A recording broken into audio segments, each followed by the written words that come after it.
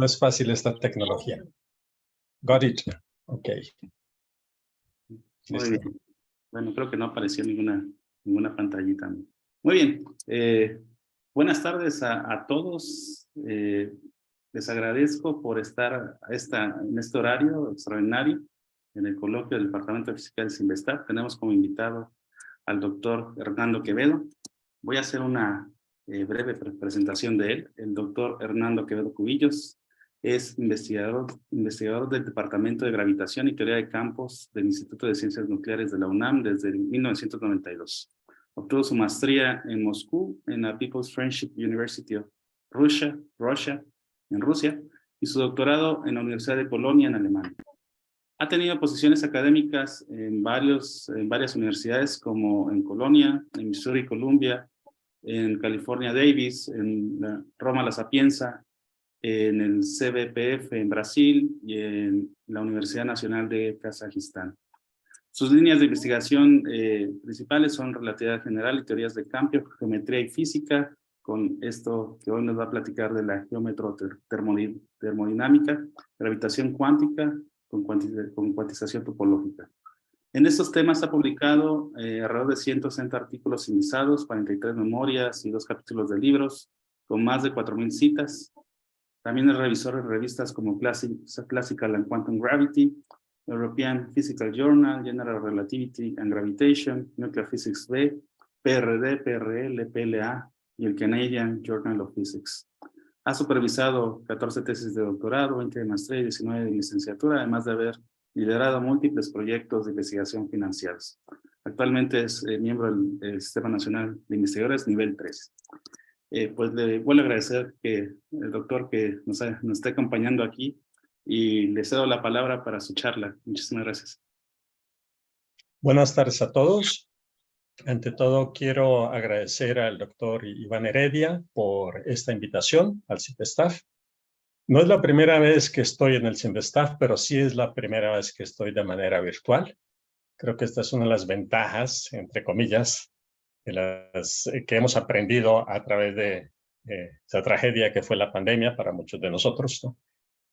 Entonces, desde esta perspectiva, es que hoy sí puedo estar en el CINVESTAF. Virtualmente, de lo contrario, me sería imposible, porque siempre que voy al CINVESTAF, y lo hago siempre con mucho gusto, para mí es un día de vacaciones, ¿no? Porque voy allí, encuentro a mis colegas, a mis amigos, a estudiantes que conozco mucho allí, doy mi seminario, doy mi charla, participo en un examen, y después, obviamente, pues hay que compartir con los amigos, ¿no? Eso significa un día siempre muy bonito. Siempre recuerdo con mucho gusto el CINVESTAF.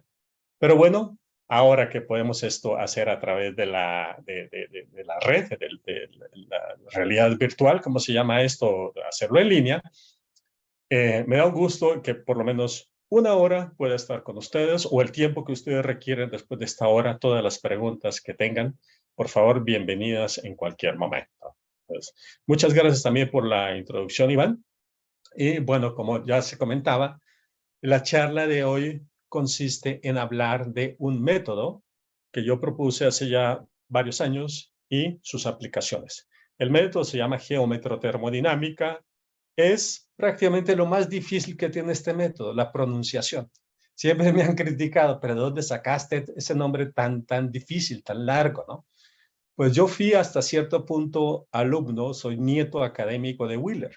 Y Wheeler siempre decía, un físico tiene que ser vendedor al mismo tiempo. Si quieres vender algo, dale un nombre bonito, ¿no? De ahí conocemos hoyos negros, eso fue Wheeler. Conocemos geometrodinámica, eso fue Wheeler. Conocemos la censura cosmológica. Conocemos tantas cosas que se inventó Wheeler. Bueno, entonces, él me decía eso siempre, ¿no? Invéntate un buen nombre. Inventé este buen nombre. Es muy largo porque ya casi todos estaban ocupados. Por eso, yo le llamo, ¿no?, geometrotermodinámica, sino GTD, que es mucho más sencillo de recordar. Bien, entonces de eso se trata el asunto. ¿Qué hemos hecho con la GTD desde que inició más o menos en el 2007 hasta hoy, ¿no? Mi charla la he dividido en varias partes.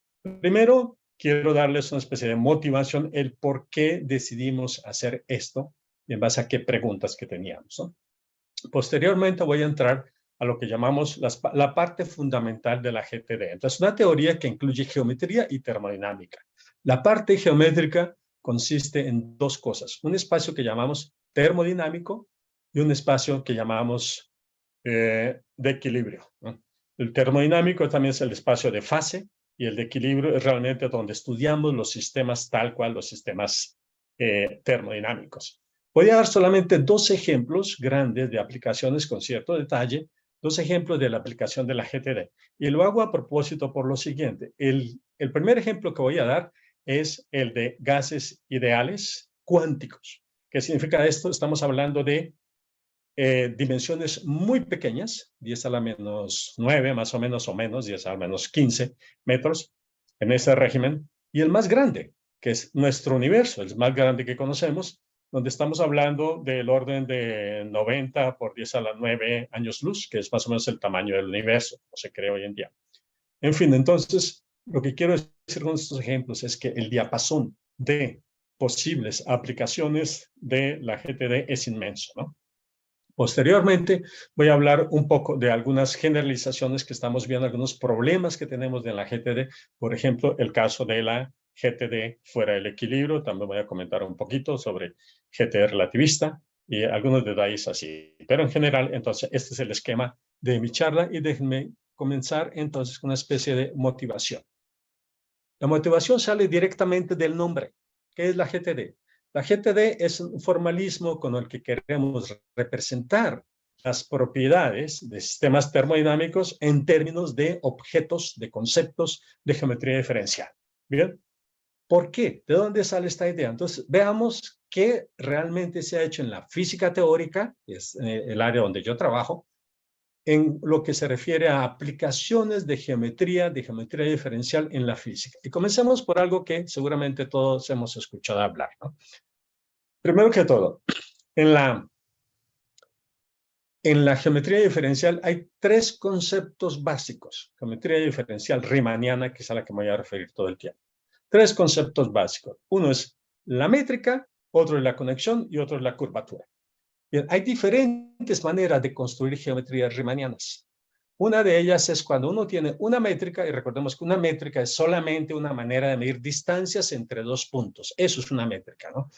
Igual que con el teorema de Pitágoras debemos utilizar una distancia, la que es la hipotenusa en términos de los catetos, prácticamente es una generalización del teorema de Pitágoras a cualquier dimensión. De esas distancias es lo que estamos hablando, y a eso lo llamamos o lo escribimos a través de una métrica.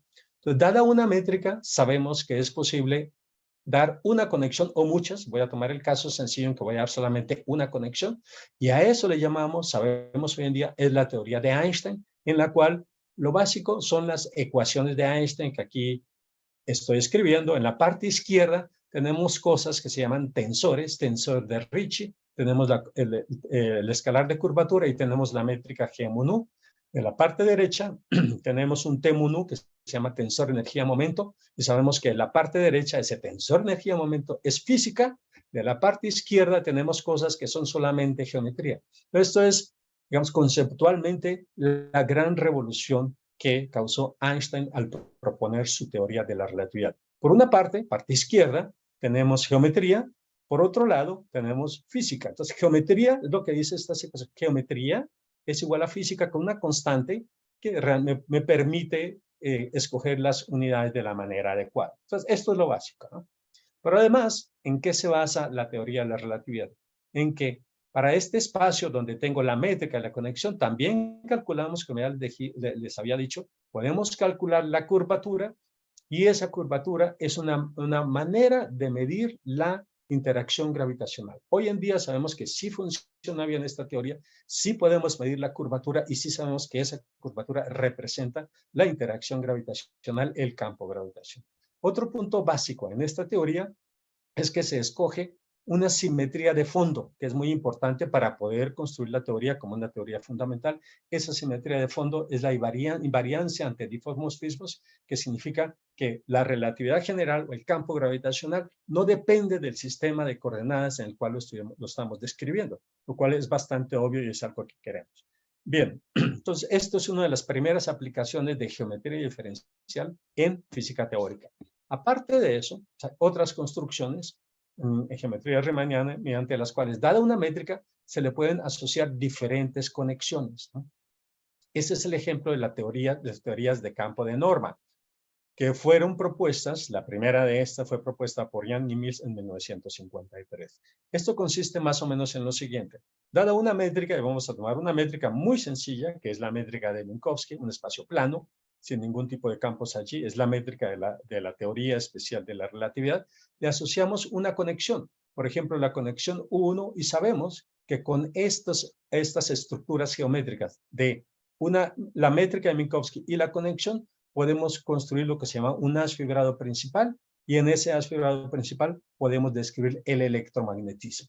De la misma manera, cuando tomamos en lugar de 1, tomamos SU2 como conexión, sabemos que así describimos la interacción débil, y cuando tomamos SU3 es la interacción fuerte. Si tomamos U1 por SU2 por SU3, es lo que llamamos el modelo estándar de partículas elementales, uno de los grandes logros de la física teórica del siglo pasado.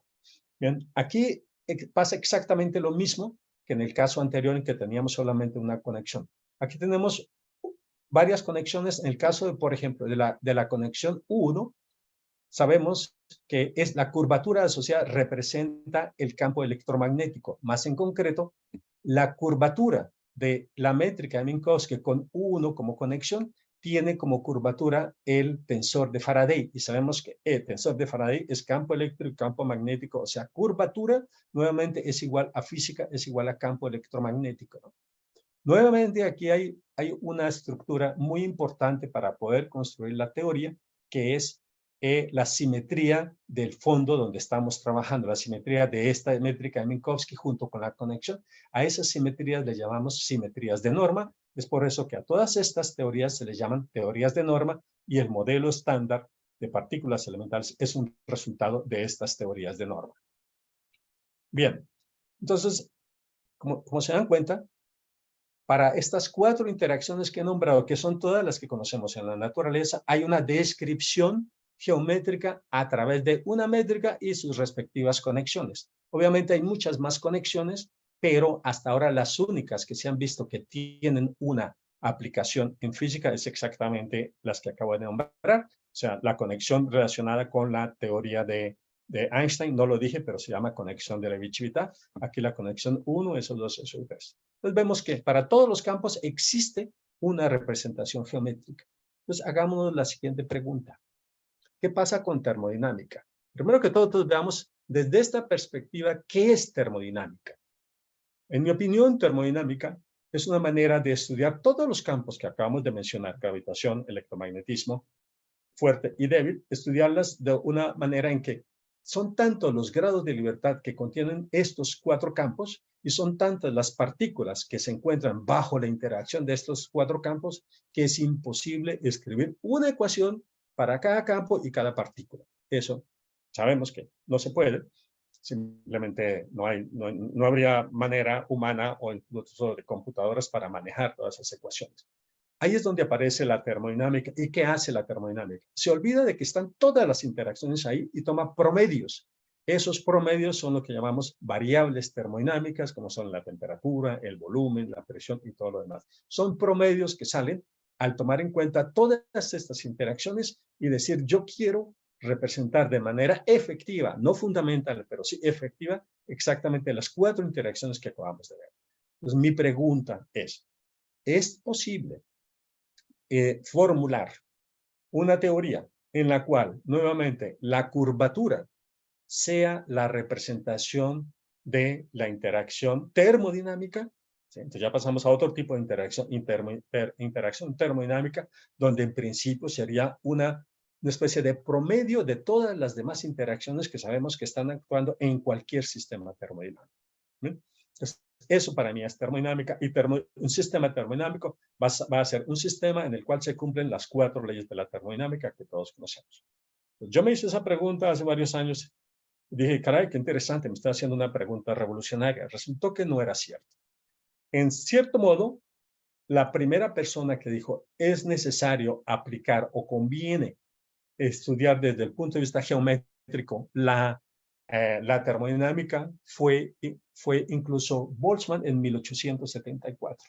Aquí no lo puse, se me olvidó, pero él simplemente lo mencionó, él no hizo ningún trabajo al respecto.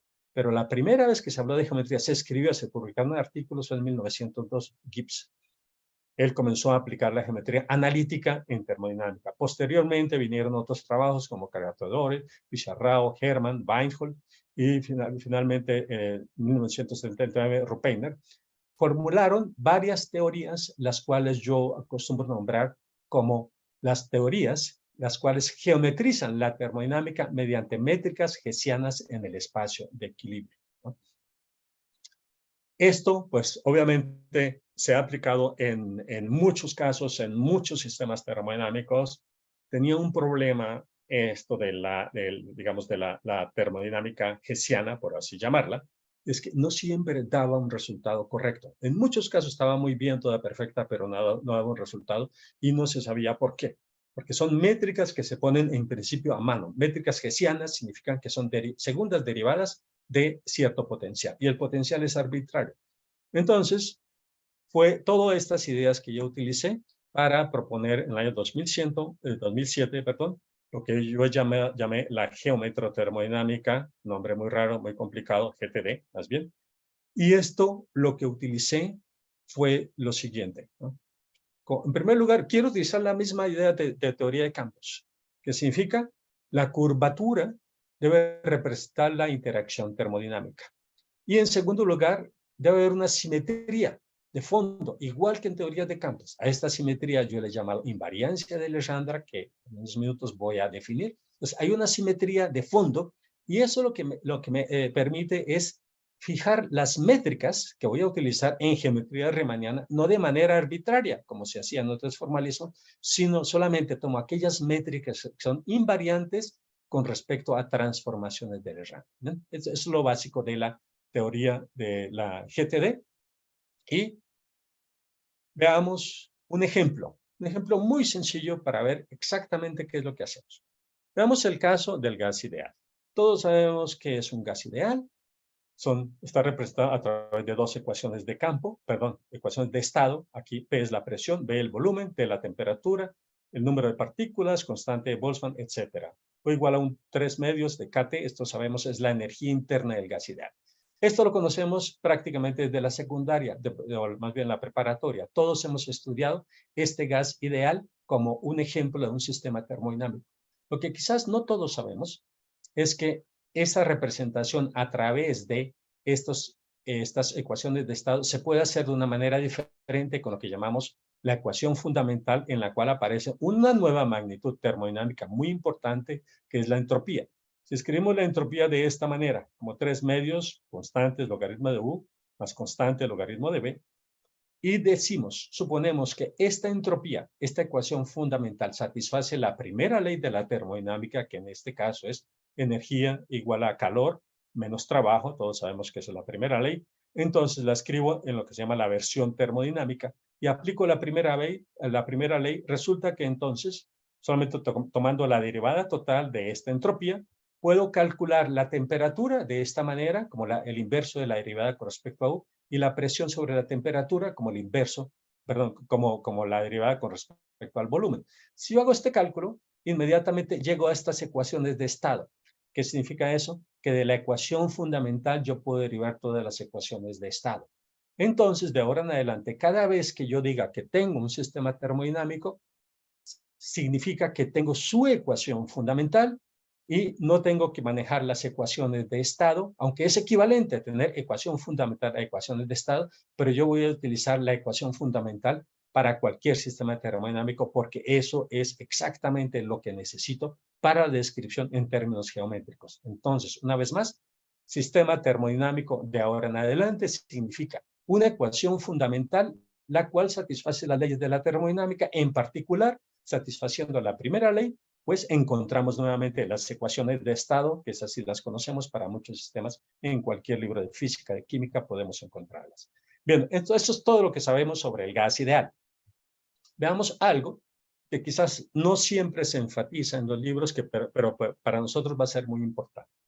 En la representación anterior, como vimos, estaba U, que es la energía interna, déjenme ponerlo de nuevo. Esta U, que es la energía interna, yo la puedo despejar en términos de la entropía, es fácil, ¿no? Y entonces se pueden hacer ahora transformaciones que se llaman transformaciones de Legendre. La primera consiste, se llama el potencial de Helmholtz, la energía libre de Helmholtz. Tomo la entropía menos la temperatura, perdón, tomo la energía interna menos la temperatura por la entropía, que esto es igual a U, como ya vimos en el caso anterior, la derivada de U con respecto a la entropía por S. A esto le llamamos transformación parcial de Legendre. También a través de una transformación parcial de Legendre, yo puedo calcular lo que llamamos la entalpía, que sería la energía interna más la presión por el volumen, y esto es igual en términos de las derivadas anteriores, la energía menos la derivada de U con respecto a V por V, que es el volumen. A esto le llamamos la transformación también parcial de Legendre. Y finalmente podemos definir el potencial de Gibbs de esta manera. Aquí yo no escribí las derivadas, simplemente no había espacio suficiente. Y a esto le llamamos una transformación total de Legendre. ¿Qué sabemos del gas ideal? No en todos los libros se manifiesta eso, pero sí muy bien en los libros de química. Se dice, no importa qué potencial, a esto le llamamos potencial termodinámico. Puede ser F, puede ser H, puede ser G. Todos son los potenciales termodinámicos. Puede ser también U, el que yo tome, la energía interna. Entonces, habría 4 potenciales termodinámicos que aquí intervienen. Energía interna, potencial de Helmholtz, entalpía y el potencial de Gibbs. No importa cuál de estos potenciales yo tome para hablar del gas ideal, siempre me va a dar el mismo resultado. Bien, entonces eso es algo que utilizamos muy bien en la física, muy bien en la química para describir los sistemas termodinámicos. ¿Qué significa esto? Desde mi perspectiva, entonces, la termodinámica, decimos, es invariante con respecto a transformaciones de Legendre. La termodinámica no depende del potencial que yo quiera utilizar para su descripción. En el caso del gas ideal tenemos estos 4 potenciales termodinámicos, que utilizamos para describirlo, y las propiedades del gas ideal no dependen del potencial que yo escoja. Igual para todos los demás sistemas termodinámicos que hasta ahora se han analizado, nada depende del potencial termodinámico, y esto lo voy a tomar como base para generar lo que es la GTD. ¿Y de qué manera ya en concreto? ¿Cómo? Entonces, la invariancia con respecto a transformaciones de Legendre viene directamente de la termodinámica clásica que conocemos de todos los libros. Ahora veamos cómo queremos introducir nosotros, a través de la GTD, la parte geométrica. Vamos a hacer lo siguiente, es algo muy sencillo. Una vez más, aquí escribí la ecuación fundamental del gas ideal. Entonces, es algo que me relaciona la entropía con la energía interna y el volumen. Vamos a dibujar un plano cartesiano. Aquí tenemos la coordenada U, energía interna. Aquí tenemos la coordenada V, el volumen. Y vamos a poner sobre este plano todos aquellos puntos, U1, B1, U2, B2, que satisfacen esta ecuación. Pero ya sabemos que esta ecuación fundamental me dice dónde puede existir el gas ideal. Estamos hablando de un sistema termodinámico en equilibrio. Por lo mismo, este punto representa un posible estado de equilibrio del gas ideal. Este punto representa otro posible estado de equilibrio del gas ideal. Y así voy a llenar este espacio de puntos, y cada uno de esos puntos puede representar un posible estado de equilibrio del gas ideal. Por eso a este espacio le vamos a llamar espacio de equilibrio, y lo designamos con una E caligráfica, que es la notación que voy a seguir utilizando de ahora en adelante. Bien, entonces algo muy sencillo, tenemos puntos en un espacio. Yo me hago la pregunta, y esa es la pregunta de la GTD. ¿Se pueden describir las propiedades termodinámicas del gas ideal en este caso a través de la geometría, las propiedades geométricas de este espacio? Y de paso, pues hacerlo de manera que sea invariante, o sea, que no dependa del potencial termodinámico que acabo de mencionar. Hay 4 potenciales termodinámicos. Yo quiero poder utilizar cualquiera, el que más me guste. El resultado físico debe ser exactamente lo mismo. Pero la respuesta es sí, se puede hacer esto, y la respuesta es que sí se puede hacer, pero se tiene que hacer con GTD. ¿Ven? Esa es la pregunta básica que estamos haciendo, y esa es la pregunta básica que vamos a tratar de resolver. Y anticipando un poco los resultados, entonces la GTD tiene de un lado geometría y del otro lado termodinámica. Lo que sabemos hoy en día sobre la GTD. Entonces, por un lado tenemos la geometría, Por un lado tenemos la termodinámica. Si yo tengo un sistema termodinámico, como lo acabamos de ver para el gas ideal, existe un espacio de equilibrio. Y en eso consiste nuestro formalismo. Todo sistema termodinámico tiene un espacio de equilibrio. Se le asigna bajo ciertas reglas que voy a escribir más adelante. De la parte de la geometría, entonces, dada un espacio de equilibrio, va a tener una métrica de donde partí, así como existen métricas para cada una de las ecuaciones, interacciones fundamentales, existe una métrica o varias métricas, voy a ver más adelante, para cada sistema termodinámico. Bien. Además, la curvatura, igual que lo que quería en teoría de campos, representa la interacción termodinámica. Las singularidades, es donde la curvatura se hace infinita, representan transición de fase, y geodésicas en este espacio, que son las curvas extremales, en ese espacio representan procesos cuasi estáticos libres, que se llaman. Además, tenemos dos propiedades interesantes, que son la invariancia con respecto a cambio de representación. Cambio de representación es pasar, por ejemplo, de la energía interna a la entropía. Eso lo llamamos cambio de representación termodinámica, y eso se demuestra que se vale también en la GTD a través de la invariancia con respecto a transformaciones de coordenadas de este espacio. Y de lo que habíamos partido originalmente, que queremos que la termodinámica no dependa del potencial termodinámico que yo utilicé en su descripción, eso corresponde geométricamente a la invariancia ante transformaciones de Legendre. Pablo Roy, una pregunta, adelante. Sí, gracias. En termodinámica hay distintos tipos de transiciones de fase. Entonces, ¿hay distintos tipos de singularidades en la visión geométrica?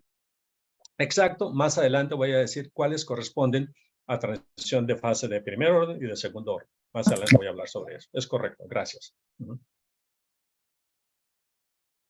¿Alguna otra pregunta? No. Entonces, con todo gusto, en cualquier momento me pueden detener. Gracias, Pablo. Bien, ahora entonces entremos de lleno a la GTD. Ahora sí vamos a poner un poco de formalismo, porque yo quiero demostrarles que sí se vale, sí se pueden hacer estas cosas. Voy a utilizar las notaciones estándar que ya hemos establecido en la GTD de la siguiente manera. Decimos que tenemos potenciales termodinámicos. Para el gas ideal dijimos que son 4, ¿no? Para otro sistema pueden ser más gases, más potenciales. Entonces, todos ellos, ya sea el potencial, la energía interna o cualquiera de los demás, los voy a describir a través de la phi mayúscula. Phi mayúscula me va a representar cualquier sistema, cualquier potencial termodinámico. Las variables extensivas de todo potencial, perdón, de todo sistema termodinámico, las voy a asignar como E con un índice A. Las variables intensivas con un I, con un índice A, donde A iría desde 1 hasta N, y N es el número de grados de libertad termodinámicos de mi sistema. En el caso del gas ideal, pues es 2, porque la entropía, que es la ecuación fundamental, que sería F sería la entropía, depende solamente de U y de B, o sea, de 2 variables, hablamos de un sistema con 2 grados de libertad termodinámicos.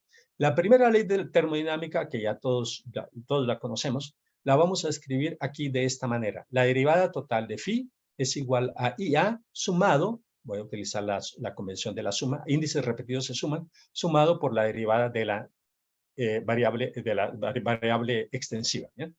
Entonces, las variables intensivas se definen como la derivada de phi del potencial termodinámico con respecto a las variables extensivas. Pues lo pueden utilizar para cualquier sistema termodinámico, siempre se vale. Voy a introducir ahora las transformaciones de Legendre, no de la manera en que se hace en termodinámica, sino de tal manera que sea una transformación de coordenadas. Para eso, tengo que introducir 2n más 1 coordenadas, que son phi, coordenadas extensivas e intensivas, que les llamo z. Y entonces ya tengo 2n más 1 coordenadas. Si yo quiero poner esas coordenadas en un espacio, tengo que utilizar un espacio de 2n más 1 dimensiones, que es lo que voy a hacer ahora.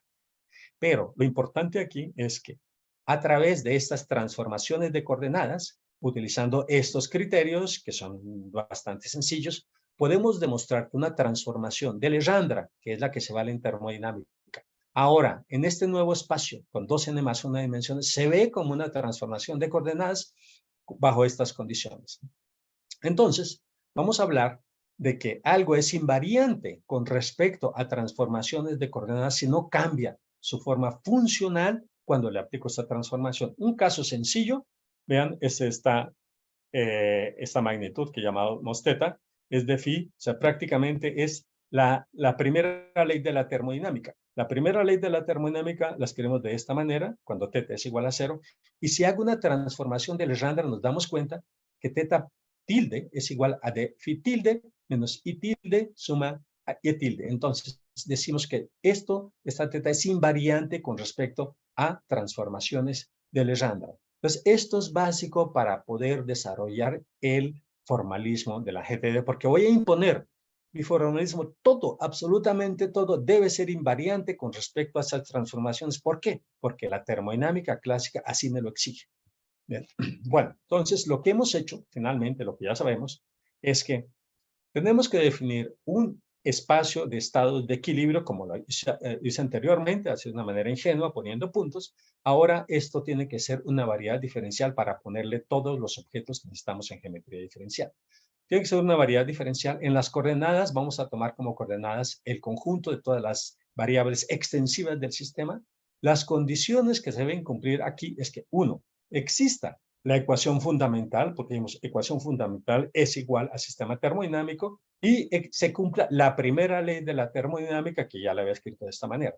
Entonces, se puede demostrar que en este espacio, por ser diferenciable, se puede introducir una métrica, que es esta G minúscula, que he llamado aquí, donde la métrica, los componentes de la métrica es G a B minúscula, por las derivadas de variables extensivas, derivada de variables extensivas. Un caso particular, me estoy adelantando un poco los resultados, que no quiero entrar en detalles. Un caso particular es esta G2, también existe una G1, G3, perdón. Es un caso particular en la que vemos aquí una métrica que vamos a utilizar en la GTD, donde aquí intervienen las variables extensivas, la derivada del potencial termodinámico con respecto a las variables extensivas, y aquí la segunda derivada. Entonces, como vemos, aquí lo único que intervienen para encontrar esta métrica es la ecuación fundamental. Dada una ecuación fundamental, y yo la puedo dar de diferentes maneras, podemos encontrar esta métrica.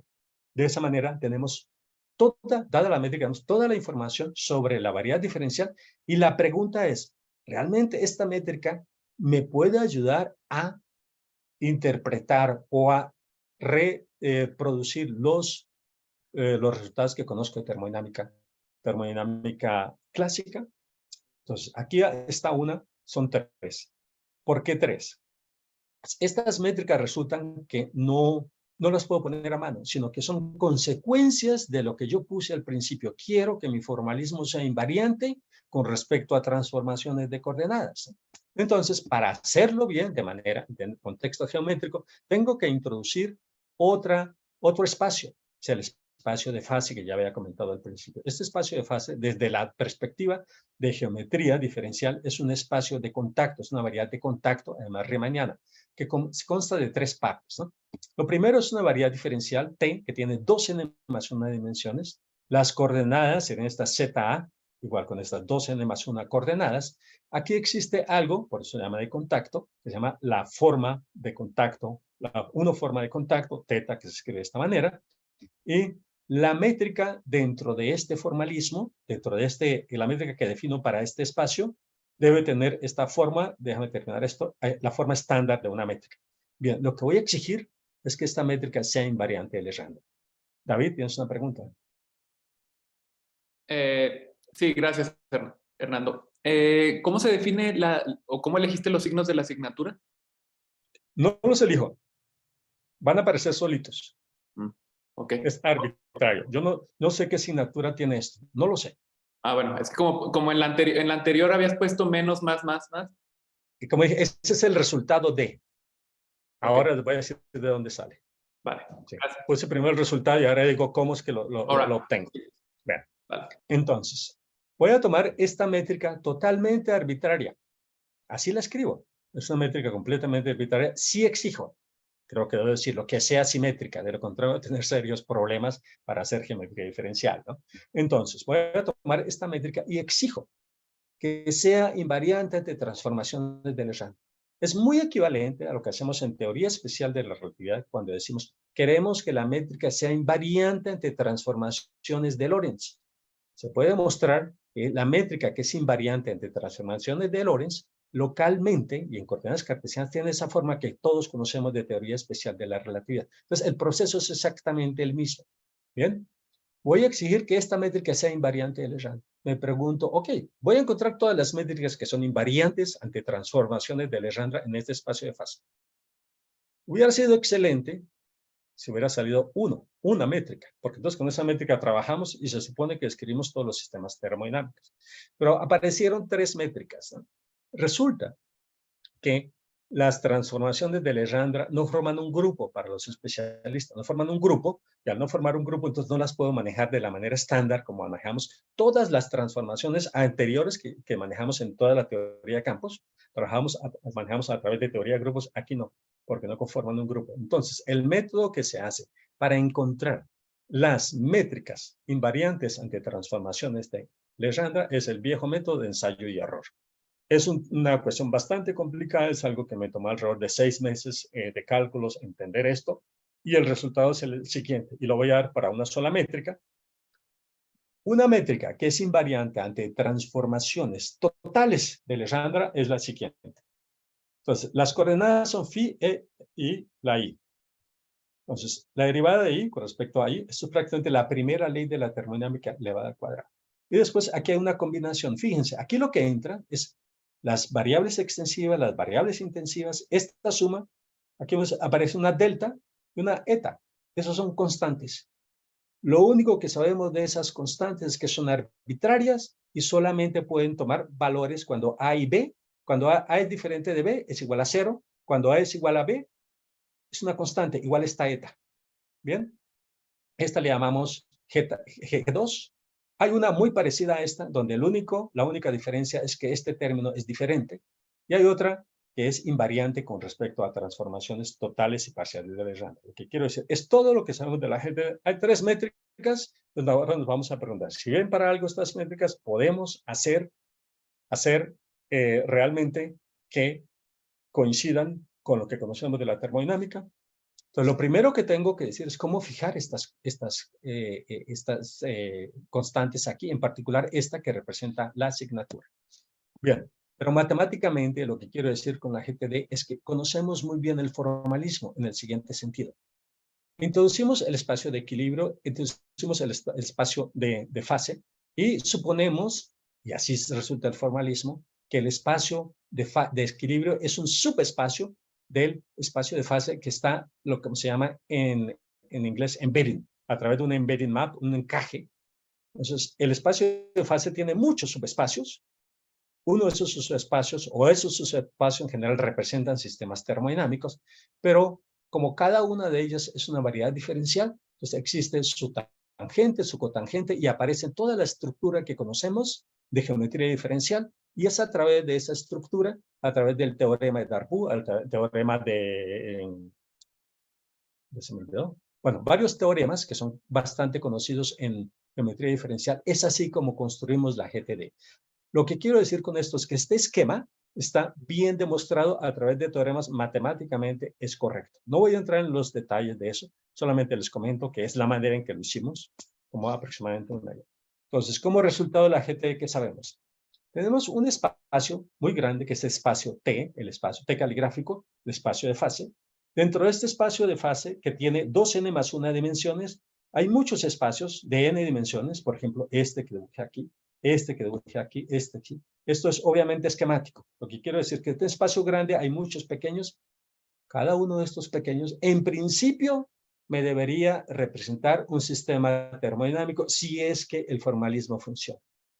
Y eso es lo que vamos a ver más adelante. Ahora, ¿realmente funciona? ¿Realmente está la estructura? ¿Realmente estas cosas que aparecen aquí de manera esquemática representan sistemas termodinámicos? Porque, como ya les dije, matemáticamente sí es correcto. Todo funciona muy bien. Un espacio con muchos subespacios donde todo está bien definido matemáticamente. Este es el esquema del resultado matemático. Vámonos ahora a la física. Aquí he escrito las 3 métricas que conocemos para un caso muy particular. Voy a considerar el caso que llamamos GTD en 2 dimensiones. ¿Qué significa esto? Voy a tomar como potencial termodinámico la entropía y las 2 variables de las cuales depende el potencial termodinámico. Tomo la energía interna y el volumen. ¿Qué significa? Si yo doy una ecuación fundamental, donde S es la entropía, U, energía interna, y V el volumen. Entonces, de las tres métricas que yo calculé en el espacio de fase, yo paso al espacio de estado de equilibrio y me aparecen estas tres métricas, G1, G2 y G3. Bien, la forma que tienen es esta. Y si se dan cuenta, como lo mencioné al principio, lo único que yo tengo que hacer es calcular derivadas parciales para tener la forma explícita de la métrica. Entonces, dada una ecuación fundamental, calculo tres métricas. ¿Para qué sirven las métricas? Y ahora, entonces, explico por qué el 1 y el 2 y 3 y está relacionada con la primera pregunta que me hicieron el día de hoy. Para eso, entonces, decíamos, queremos que la curvatura tenga que ver algo con transición de fase. Calculamos la curvatura de la métrica 1, de la 2 y de la 3 y vemos que esa curvatura diverge cuando esta combinación de segundas derivadas es igual a 0. Para R2, estas segundas derivadas deben ser igual a 0 o esta igual a 0. Y para R3, esta también, combinación de segundas derivadas mixtas, debe ser igual a 0. Tomen cualquier libro de termodinámica, por ejemplo, de Caleb.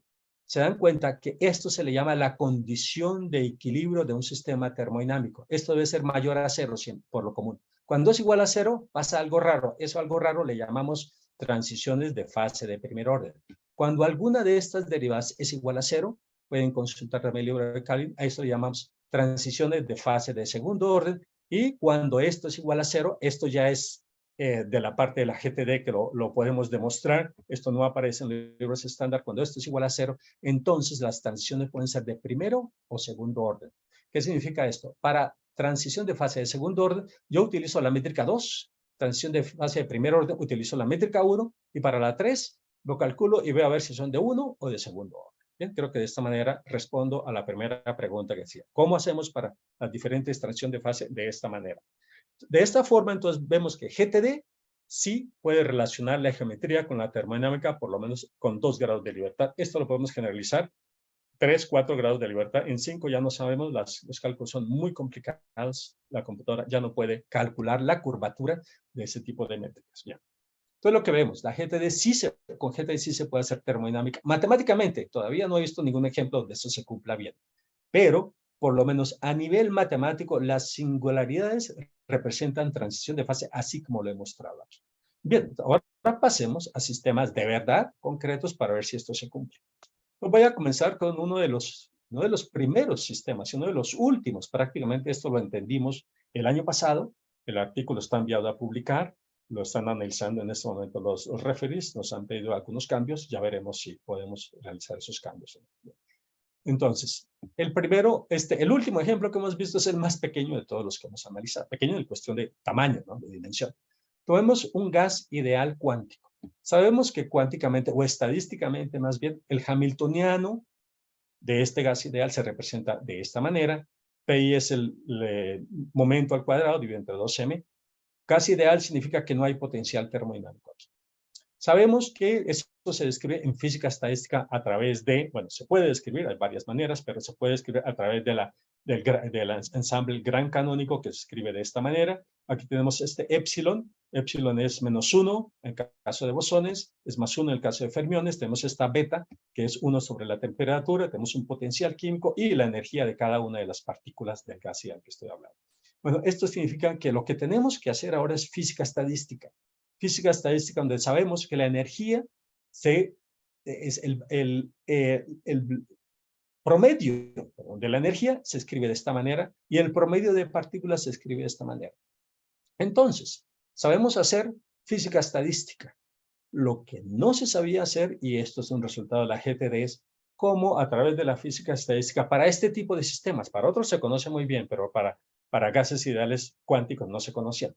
Vamos a calcular la ecuación fundamental. ¿Qué es lo que necesitamos para hacer GTD? Ya les había dicho, dada la ecuación fundamental, yo calculo las métricas, y dadas las métricas, pues el resto es simplemente cálculos. ¿Bien? La ecuación fundamental de los gases ideales cuánticos tiene esta forma. Aquí aparecen constantes, el número de partículas, tiene la constante de Boltzmann, etc. Fíjense aquí algo interesante. Lo he escrito en unidades naturales para que se vea bien. H barra. Cada vez que vemos H barra, significa que hay cuántica.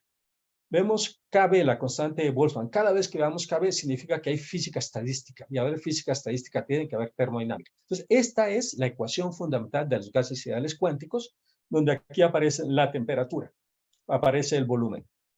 Bien, este epsilon me dice cuándo es ideal, cuándo es bosón o cuándo es fermión. Bien, pues ya tengo la ecuación fundamental. Lo que resta es ponerlo en las tres métricas que ya había mencionado aquí. En este caso, vendría la entropía como potencial termodinámico, volumen como una de las variables, y la otra es la temperatura. Es una de las ventajas de la GTD. No importa de qué manera uno encuentre la ecuación fundamental, en ningún momento dije que necesitaba algo particular para las variables. Entonces, aquí aparece la temperatura. Utilizo la temperatura como variable. Pongo en las fórmulas que acabo de mencionar y voy a mencionar solamente el resultado. Sabemos que existen los condensados de Bose-Einstein, porque es eso exactamente lo que estoy viendo. Estoy viendo un sistema de partículas, primero de bosones y luego de fermiones, y quiero ver qué les ocurre. Pues aquí solamente dibujo la métrica G1, que depende de la temperatura, entonces la temperatura que es una variable, y depende del volumen, el volumen es otra variable. Esta es la forma de G1. Utilizamos las tres, obviamente, ¿no?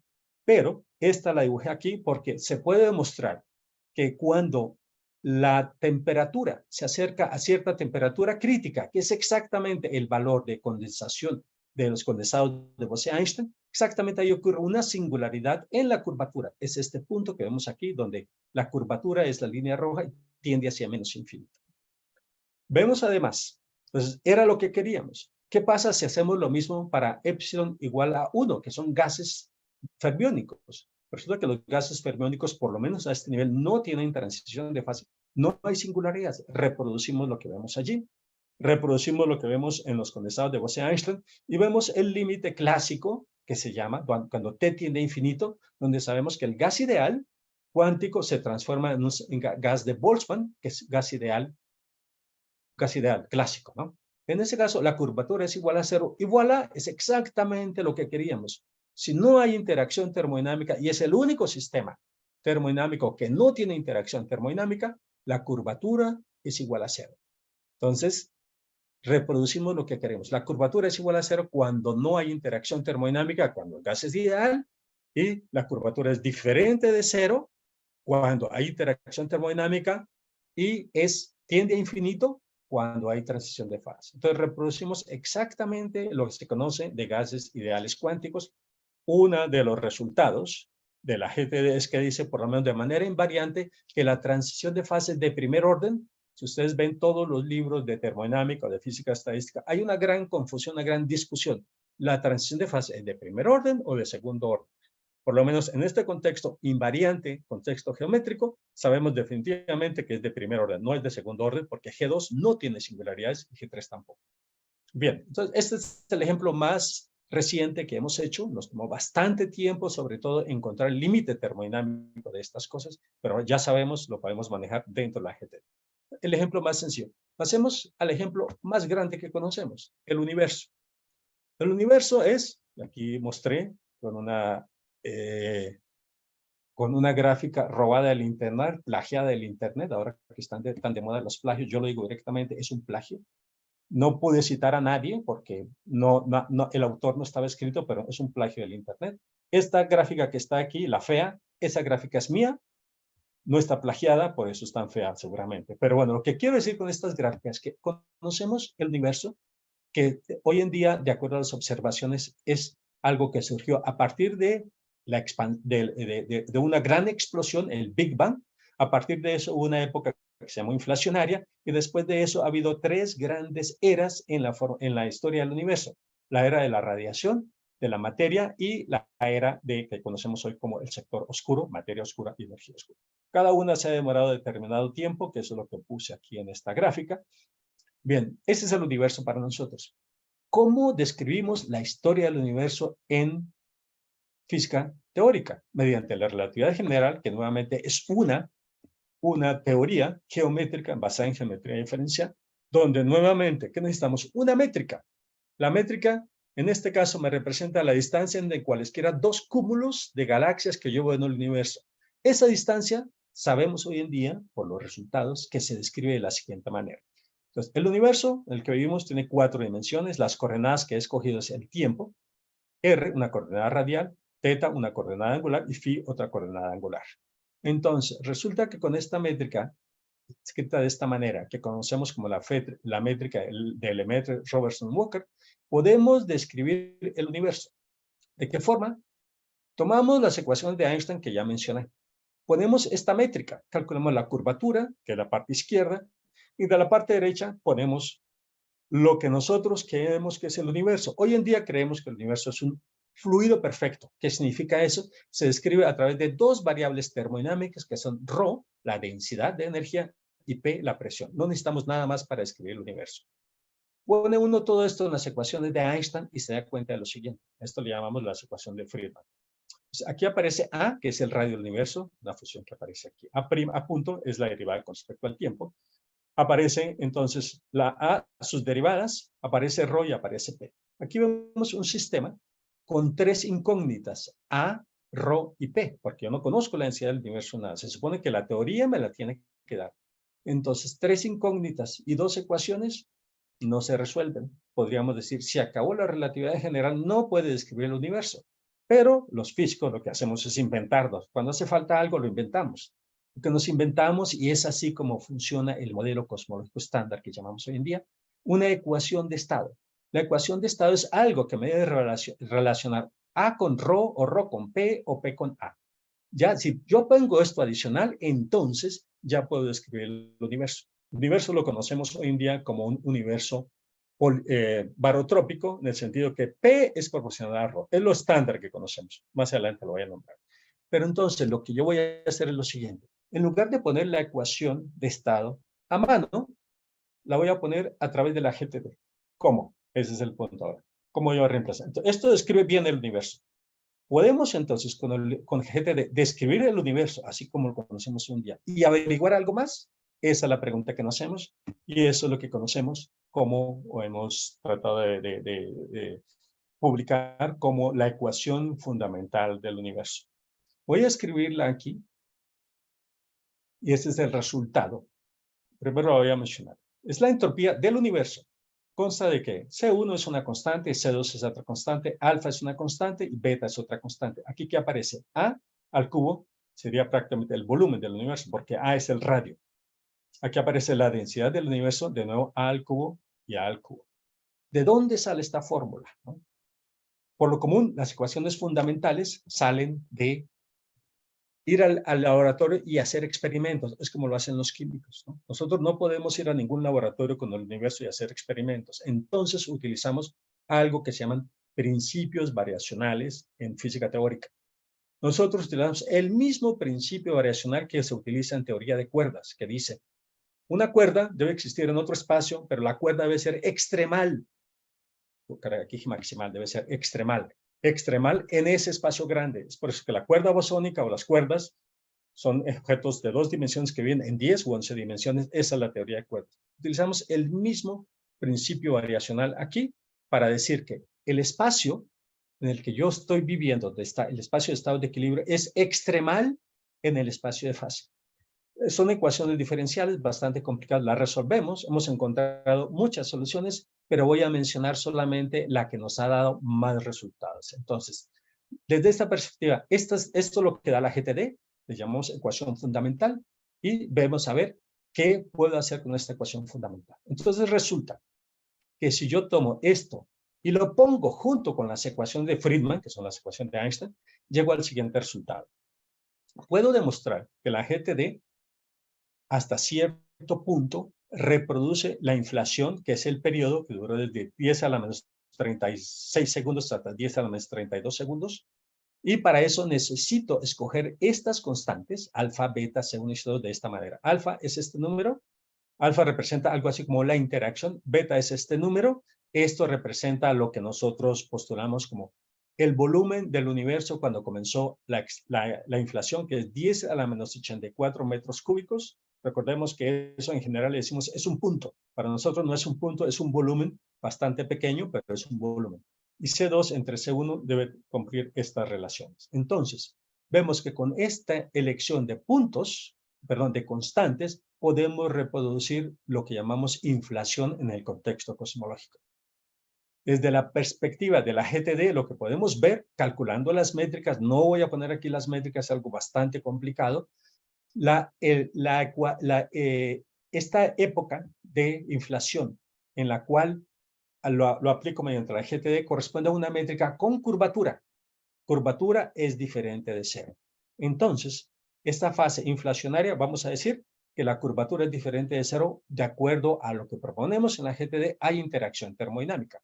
Pasemos entonces a una selección diferente, ¿no? Después de esta edad, dice a los 32 segundos, sabemos que el universo, hoy en día tiene alrededor de 14.000 millones de años, pues se puede describir a través del modelo que llamamos lambda CDM, lambda cold dark matter. Para eso, debo escoger las constantes de otra manera. Alfa igual a 0 y beta igual a 0. C2 entre C1 tiene el valor de 1/3. Si C2 es igual a 0, C2 entre C1 igual a -1. Lo que podemos describir de esa manera es el universo dominado por la radiación, que sabemos que existió en la historia del universo. El universo dominado por la materia, que también sabemos que existió, materia oscura y materia bariónica. Y sabemos que hoy en día nuestro universo es dominado por lo que llamamos energía oscura, y para eso escogemos los valores de esto. Lo que quiero decir de esta manera es que con esta ecuación fundamental, con esas 4 constantes, reproduzco la inflación y después lambda CDM, que es el mejor modelo, de acuerdo a los especialistas, el mejor modelo que tenemos hoy en día para describir el universo. De nuevo, hay que calcular la métrica de la GTD correspondiente y vemos que esa métrica prácticamente es la de un gas ideal, la sencilla que resulta un gas ideal, o sea, no hay interacción termodinámica. Entonces, como la GTD me permite ver el universo desde aproximadamente 10 a la menos 36 segundos hasta ahora. Reproduzco lo que se conoce. ¿Cuál es el resultado de la GTD? En esta gráfica, aquí X es el tiempo en ciertas unidades muy especiales. 1 representa, aquí comenzó la inflación, o sea, es prácticamente 10 a la menos 36 segundos. A partir de esto, pues hay evolución de la termodinámica. Lo que estoy aquí poniendo es una relación de presiones, porque hay que calcularlas, es bastante complicado, pero no es importante el cálculo en sí, lo importante es el resultado. Entonces, vemos cómo se comporta la presión, vemos cómo se comportan otras cantidades termodinámicas.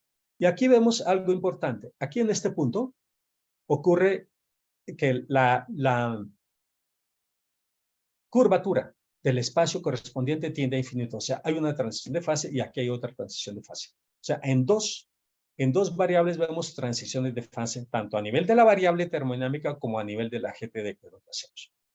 El universo partió de aquí, x igual a 1, comienza la inflación y evoluciona. ¿Cómo evoluciona? Ya vimos cómo evoluciona. Pero ¿qué sucede? Un poco antes de la inflación, un medio de 10 a la menos 36 segundos, hay transiciones de fase.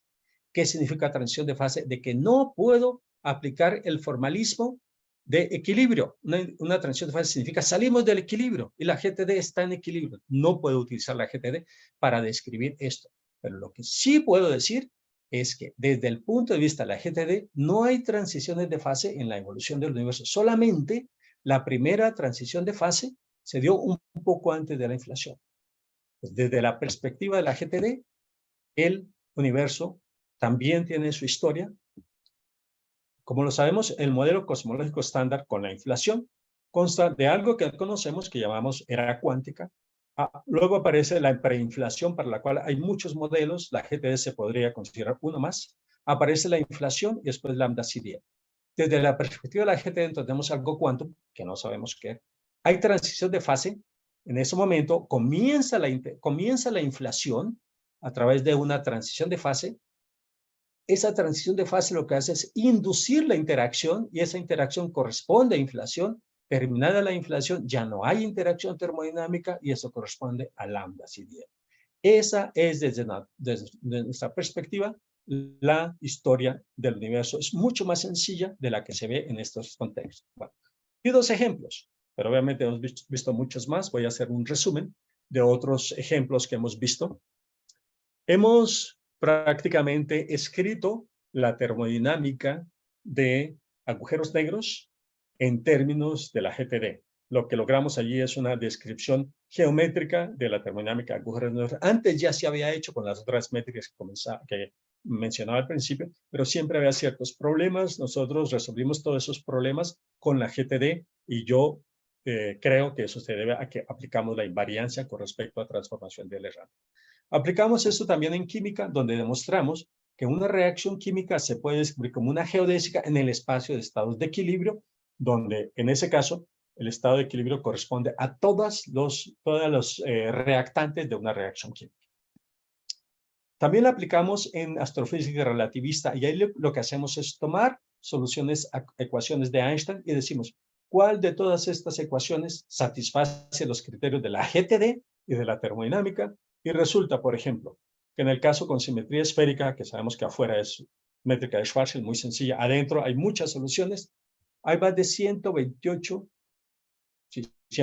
soluciones con simetría esférica de fluido perfecto para la parte interior de un objeto astrofísico.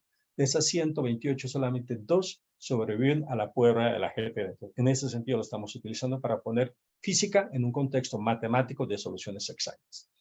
Hemos también trabajado, puesto que necesitamos aquí geometría de contacto, geometría simpléctica que aparece de manera natural aquí, que trabajamos también en esta dirección. Tenemos algunos resultados muy interesantes, pero esto es un problema completamente matemático. Hemos aplicado también a sistemas económicos, donde se demuestra que la distribución de los salarios de toda una sociedad se puede ver como una variedad diferencial. Bien, problemas que tenemos abiertos en base a lo que acabo de explicar. No equilibrio. Si se fijan, antes de la inflación en el modelo geometrotermodinámico del universo, antes de la inflación, hay dos singularidades. ¿Qué significa eso? No puedo aplicar la GTD que conozco en equilibrio. Tengo que generalizar la GTD. Para eso estamos haciendo GTD fuera del equilibrio. Ahí ya obtuvimos unos resultados. Los que saben de termodinámica fuera del equilibrio saben que la única que realmente se puede hacer es la termodinámica lineal de Onsager. Esa la podemos reproducir, pero lo que queremos es generalizarla porque con esta no podemos describir esa transición de fase a comienzos de la inflación. Estamos generalizando esta, digamos, lo que llamamos GTD no lineal en equilibrio, perdón, GTD lineal en equilibrio. Ahora lo queremos generalizar al caso no lineal. En GTD relativista la podemos hacer, es algo completamente matemático, por lo pronto no sabemos si corresponde a la física. También es cierto que no existe algo así como la termodinámica relativista. Nosotros por eso nos basamos en la geometría para ver si eso en algún momento nos va a dar física. Tenemos la geometría, tenemos la matemática, pero no sabemos si es física. También podemos hacer GTD estadística, que es muy importante. Sabemos que después, detrás de todo modelo termodinámico, debe haber un modelo microscópico estadístico. Eso lo hacemos a través de fluctuaciones de los potenciales termodinámicos que ya he mencionado. Y por último, la fase más difícil, quizás sea la de GTD cuántica. Para eso estamos utilizando teoría cuántica de la información. Eso ya se convirtió prácticamente en un objetivo puramente matemático, donde primero hay que hacer la geometría cuántica, entre comillas, para ver si realmente llegamos a algo. Bien, conclusiones. Ya me estoy pasando un poco de tiempo, perdón. Conclusiones. Desde la perspectiva matemática, sabemos que la GTD es un formalismo bien fundamentado. Aquí no lo mencioné para nada, mencioné solamente unos resultados que fueron las métricas, pero todo eso está acompañado de teoremas de geometría diferencial con los cuales podemos demostrar de que todo está bien definido, todo está bien hecho. O sea, matemáticamente estamos bien.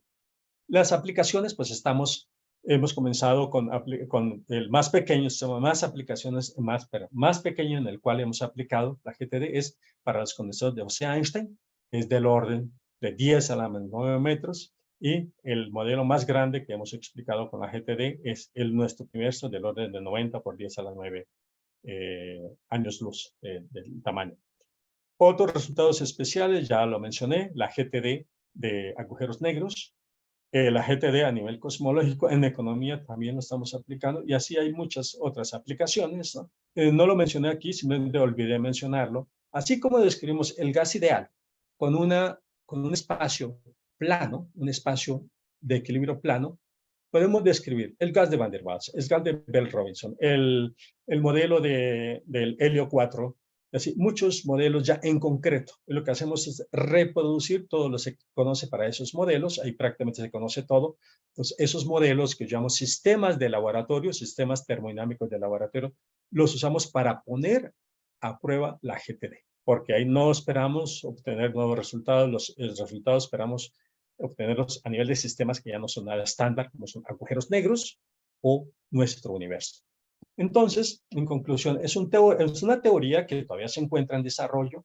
Creo que vamos bien, hemos encontrado problemas, los hemos resuelto poco a poco, pero por lo menos es una teoría en desarrollo en la que hay aspectos tanto matemáticos y hay aplicaciones tanto en la física como en la química, y en principio, donde quiera que exista un potencial termodinámico, allí podemos poner GTD. Bien, para concluir, entonces quiero decir, todo lo que he mencionado obviamente no lo he hecho solamente. Aquí he nombrado la mayoría de los estudiantes y colegas que me han ayudado en la UNAM y en otras instituciones también aquí en México. Con ellos hemos trabajado y también he mencionado, no puse explícitamente quiénes fueron porque serían muchas cosas, pero varios de estos resultados que he mencionado fueron obtenidos por colegas de varias universidades en varios países del mundo. Aquí mencioné la mayoría de ellos, creo.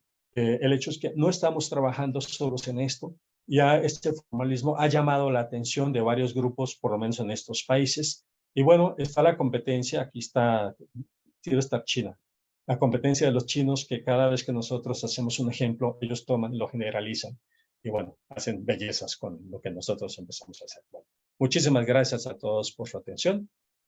Si hay preguntas, adelante. Muchísimas gracias, doctor Hernando. Les invito a dar un aplauso a Hernando. Gracias.